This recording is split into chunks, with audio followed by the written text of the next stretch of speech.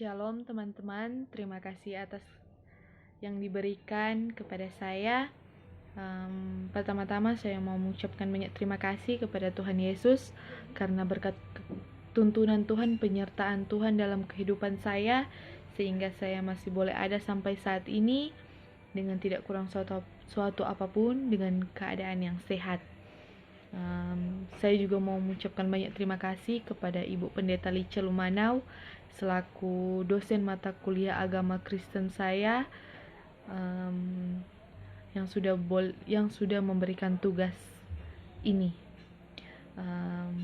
Perkenalkan, nama saya Angela Patricia Kaligis, kelas 2 MP2, jurusan Administrasi Bisnis, Program Studi Manajemen Pemasaran, Politeknik Negeri Manado. Sebelum kita membaca dan merenungkan sebagian dari isi sabda firman Tuhan, kita minta penerangan Roh Kudus, kita berdoa. Allah Bapa kekal, Bapa yang bertata dalam kerajaan sorga, terima kasih Tuhan untuk setiap berkat-berkat-Mu di kehidupan kami. Berkat kesehatan, nafas kehidupan yang hingga sampai saat ini kami masih rasakan. Dan atas itu semua Tuhan, kami masih boleh ada di tempat ini dengan tidak kurang suatu apapun. Bapa, saat ini kami mau membaca sebagian dari isi sabda firman-Mu. Bukakanlah pintu hati dan pikiran kami, agar apa yang kami renungkan baca sebentar, itu tidak berlalu dengan sia-sia, melainkan itu boleh tertanam dalam hati dan pikiran kami, itu boleh kami aplikasikan dalam kehidupan kami masing-masing. Berfirmanlah ya Tuhan, karena kami siap mendengarkannya. Di dalam nama Tuhan Yesus, kami berdoa. Amin. Pembacaan Alkitab kita pada saat ini terdapat dalam Kisah Para Rasul 13 ayat 33b. Kisah Para Rasul 13 ayat 33b. Dengan bunyi demikian. Seperti yang ada tertulis dalam Mazmur kedua, Anakku engkau, aku telah memperanakan engkau pada hari ini. Saat ini kita akan merenungkan firman Tuhan yang terdapat dalam Kisah Para Rasul 13 ayat 33b.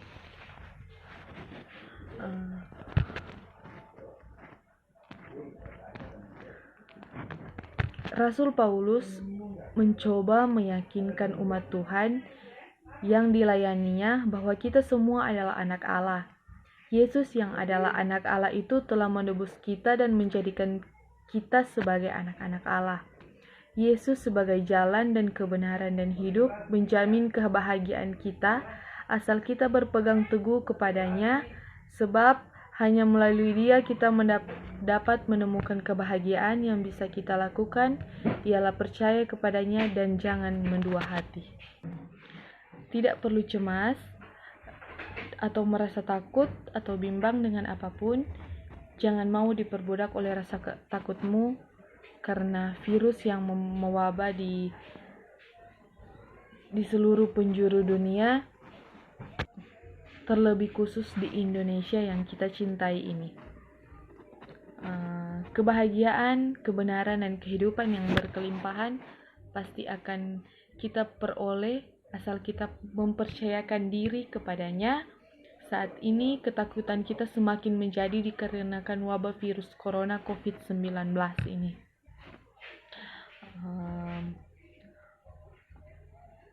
Banyak masyarakat di luar sana yang sangat ketakutan dengan virus corona ini. Tetapi ada juga yang walau mereka takut, tapi mereka masih memberanikan diri untuk keluar dari rumah, berjalan-jalan atau berkeliaran di luar rumah di beberapa tempat.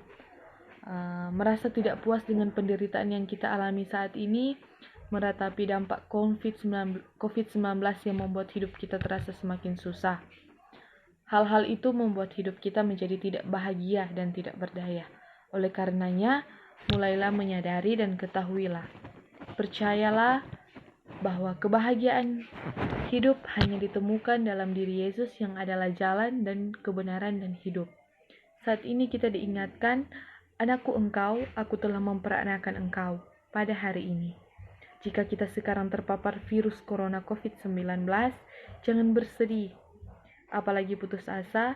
Ketahuilah bahwa saat ini Tuhan Yesus berkata, anakku engkau, ia turut merawatmu, ia turut menjagamu, ia terus menyembuhkanmu, ia sedang memproses pemulihanmu.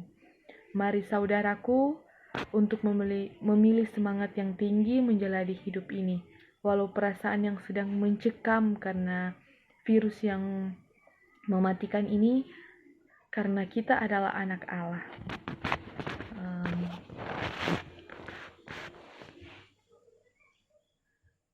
Teman-teman yang dikasihi Tuhan, sebagai orang yang percaya, kita berserah diri kepada Tuhan, kita berdoa kepada Tuhan, minta pertolongan Tuhan. Namun, di samping itu kita juga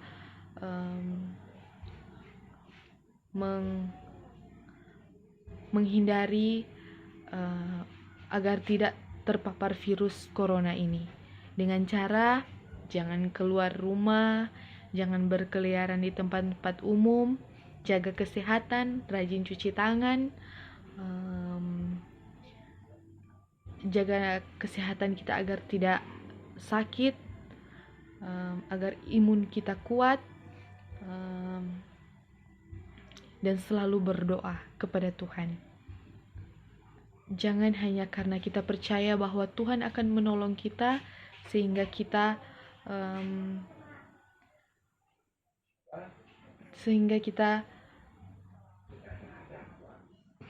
pergi memberanikan diri berjalan-jalan di tempat umum, tidak menjaga kesehatan karena kita percaya bahwa Tuhan menolong kita. Tidak seperti itu, melainkan Tuhan memberikan hikmat kepada kita. Pergunakan hikmat itu, jangan sia-siakan, berdoa dan berusaha, berjaga-jagalah agar tidak jatuh ke dalam pencobaan. Karena banyak di luar sana, termasuk di Indonesia, lebih khususnya lagi di Sulawesi Utara, Manado, banyak orang-orang yang pandang enteng. Mereka menganggap remeh virus ini dan mereka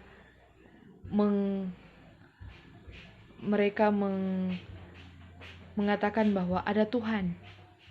Jika memang mau terpapar virus, jika memang mau terkena virus, itu memang sejalan Tuhan. Tidak seperti itu, karena Tuhan memberikan hikmat kepada kita. Pergunakan hikmat itu untuk keselamatan hidup kita, sayangi keluarga kita, karena jika kita berkeliaran di tempat umum, kita pulang ke rumah menyebarkan virus yang jika kita keluar itu terpapar virus, terus kita pulang ke rumah, keluarga yang ada di rumah yang berusaha menjaga diri agar tidak terpapar virus tersebut malah terkena virus karena kita yang dari luar datang ke rumah. Intinya jaga kesehatan, stay at home, di rumah aja, selalu berdoa dan berjaga-jaga. Tuhan Yesus pasti menolong kita. Amin. Itulah renungan singkat yang telah saya berikan, dan saat ini kita akan berdoa demi kesembuhan dan pencegahan virus corona. Mari berdoa. Allah Bapa kekal, Bapa yang bertata dalam kerajaan sorga, saat ini kami mau berdoa bagi kami semua, saya, keluarga kami, teman-teman yang kami sayangi. Jaga lindungi mereka Tuhan dari virus corona COVID-19. Jaga lindungi kami, sertai kami, jauhkan kami dari virus ini, agar kami tidak terpapar virus yang mematikan ini. Kami yakin dan percaya pertolongan Tuhan tuntunan Tuhan boleh menolong kami. Ya Tuhan, kami mau berdoa buat mereka yang sudah terpapar virus corona.